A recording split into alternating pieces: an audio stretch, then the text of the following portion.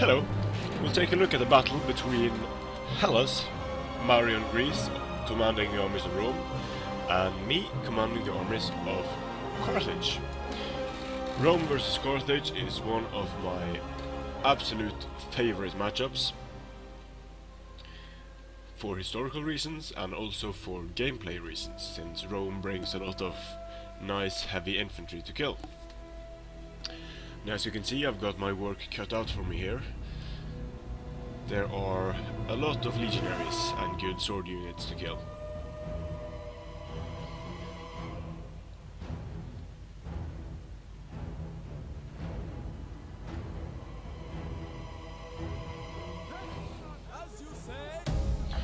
However, since this map is a kink, I have opted out of bringing any skirmishers. I do have a small skirmishing component, these mercenary Iberian swords. They are just not dedicated skirmishers. And my build is I have 2 late Libyan hoplites on the flanks, 4 late Carthaginian hoplites up front, 3 mercenary Samnites in the back, supported by mercenary Iberian swords, and my right flank consists of 3 mercenary Scutari and 2 Carthaginian cavalry with the standard general's bodyguard. So, this being Rome and this being a forested map, I am mainly expecting infantry from my opponent. So I didn't bring too much cavalry myself and went fairly light on the skirmishing. I am deploying extremely wide, as you can see here. Whoops. I'm deploying this wide, which basically means that this is the only part of the map I'm not covering with my guys. So I should have enough visibility with this formation to stop any units from sneaking around too much. Because this is the perfect map to send units around, because you can have them be invisible for quite some time. But this formation of mine isn't very vulnerable to being outflanked and isn't vulnerable to having cavalry posted in its rear. If he suddenly sends a strong cavalry contingent towards my rear, I can just switch these 2 lines, sending the hoplites to the back and the swords to the front to deal with the infantry. That's the idea anyway.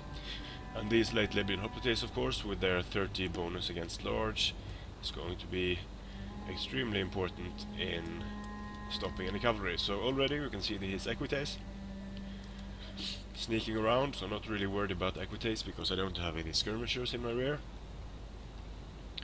Here we can see some more of his army. I can see legionary cohort, and principe. All very strong units, but the units that can really deal with these guys are these Scutari, and the mercenary Samnites will hold it against them, but their melee attack is just too low to tough it out in a long melee, so they won't get a lot of kills against them, but they will hold for some time. So I'm seeing that my opponent continues to send guys to my rear. I'm thinking, okay, that's fine. The more he spreads out his forces like this, and the more concentrated my forces are, the easier it will be for me to deal with each of his components one by one. And here he has some velites up front and Balearic slingers. I find that usually Roman players bring 1 unit of velites when facing Carthage, probably as an elephant deterrent, which is a good idea. I do that myself sometimes. And here his infantry is coming into view, so I'm going to switch my lines here, send my hoplites back, infantry to the front. And my hoplites are going to go on cav hunting duty. I also want to scout out this forest a bit to see if there are any units posted there, because this is nearly close to a full army. So I'm just going to send my mercenary Samnites to charge these front lines, push back his skirmishers.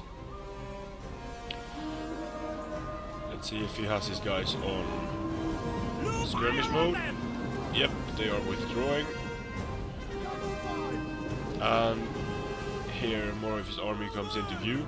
These are Principe and Hastati, so I'm more than happy to send my Libyan infantry and my other Libyan infantry into the mix.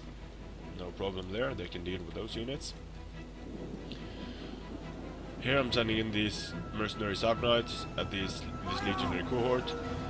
And as you can see, his legionaries are not doing too well against my sub-knights. I managed to catch some of his Balearic slingers in the mix here, and I was firing at them with these mercenary Iberian swords. So here you can see how useful these mercenary Iberian swords are, because a lot of people don't think of them as skirmishers, and then this starts to happen. Javelins will pretty soon come flying at his general, and if he doesn't move his general very soon, he's going to be a pincushion. There we go, starting to lose guys pretty fast.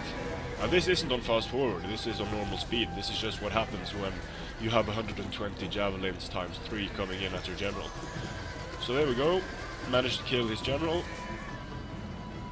And over here he's sending his flanking force of Equites, but I managed to stop them with my late Libyan hoplites and my late Carthaginian cavalry. Over here my Libyan infantry are doing extremely well against his Stati. Managed to stop another unit of Soke Equites. So the idea here with the Carthaginian cavalry isn't to defeat any cavalry on their own, because they won't defeat most of the cavalry units in the game, but the point is to stop enemy cavalry units and to give me time to bring in these Carthaginian hoplites.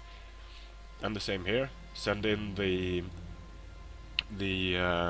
Carthaginian cavalry to stop the cavalry and then attack. And as you can see, these guys are wavering at 49 men, and the reason they are wavering is because the general just died, which was due to these mercenary Iberian swords. So these 3 mercenary Iberian swords, they have already killed an auxiliary Balearic slinger, and they've killed a general. So they, just by standing around and throwing javelins, they have paid for themselves. Very good units. Now his legionaries are wavering, and I'm managing to send this Carthaginian cavalry to the back to catch his velites.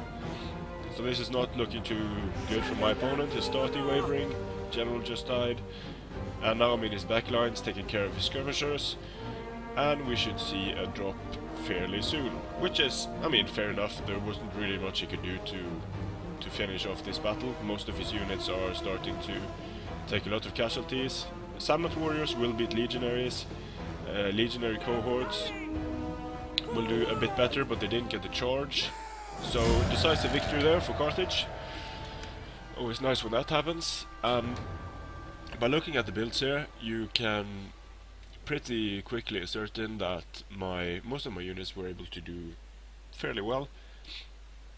They were able to do well against 3 legionaries, 3 legionary cohorts, 2 Principe, 1 Eagle cohort, and 2 Stati. And this mix isn't a mix that you see very often with Rome, but I guess he brought it because he wanted to have more of these Equites and Soke Equites to send to the back. But that is a risky move, because without cavalry support, his skirmishers are going to be more vulnerable, and it's going to be much more easy for me to get around to his flanks. And that's one of the reasons why I quite like this build, is because it has a strong enough melee component to deal with most threats, especially when they are supported by these mercenary Iberian swords.